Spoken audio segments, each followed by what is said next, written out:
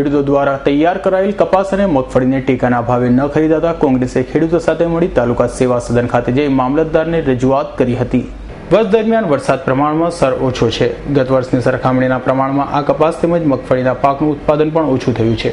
સાથે ખેડૂતો દ્વારા પાક તૈયાર થતા કપાસ અને મગફળીના ભાવ તળિયે બેસી ગયા છે, જેથી ખેડૂતોની બદતર હાલત થવા પામી છે। જ્યારે ખાતર, બિયારણ તેમજ ડીઝલ અને વીજળીના ભાવ સતત વધતા હોય છે, ત્યારે ખેડૂતને આવા તળિયાના ભાવમાં પૂરી મહેનતનું વળતર પણ મળતું નથી। જેથી અમારી માંગણી છે કે કેન્દ્ર સરકાર દ્વારા તાત્કાલિક CCIના કેન્દ્ર શરૂ કરાવી ખરીદી કરવી જોઈએ, તેમજ કપાસના ટેકાના ભાવ ₹1200 સાથે મગફળીના ટેકાના ભાવ 1000 જાહેર કરવા જોઈએ તેવી કોંગ્રેસે માંગ કરી હતી। ગુજરાત અને કેન્દ્રમાં ભારતીય જનતા પાર્ટીની સરકાર હોય, કાયમી માટે ખેડૂતોને અન્યાય કરતી હોય।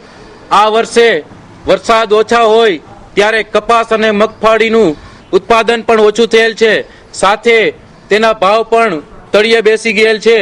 ત્યારે આજ રોજ અમારી માગણી છે કે ખેડૂતોને ટેકાનો ભાવ ₹1200 કપાસનો હોવો જોઈએ, સાથે મગફળીના ટેકાનો ભાવ ₹1000 હોવો જોઈએ અને કેન્દ્ર સરકાર દ્વારા CCI કેન્દ્રની દ્વારા તાત્કાલિક ખરીદી કરવી જોઈએ।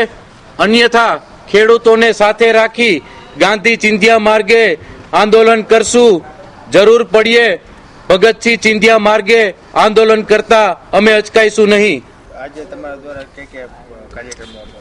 આજ રોજ ગોંડલ તાલુકાના ખેડૂતોને સાથે રાખી અને કપાસના ટેકાના ભાવ પૂરા ન મળતા હોય તે બાબતે મામલતદાર કચેરીએ કપાસની હોડી સળગાવી અને અમે વિરોધ વ્યક્ત કર્યો છે।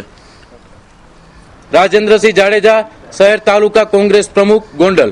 ખેડૂતોને આર્થિક નુકસાનીમાંથી બચાવવા જોઈએ, અન્યથા ખેડૂતોને સાથે રાખી ગાંધી ચિંધ્યા માર્ગે આંદોલન કરવા જઈશું તેની સંપૂર્ણ જવાબદારી સરકારની રહેશે તેમ કોંગ્રેસે ચીમકી આપી હતી।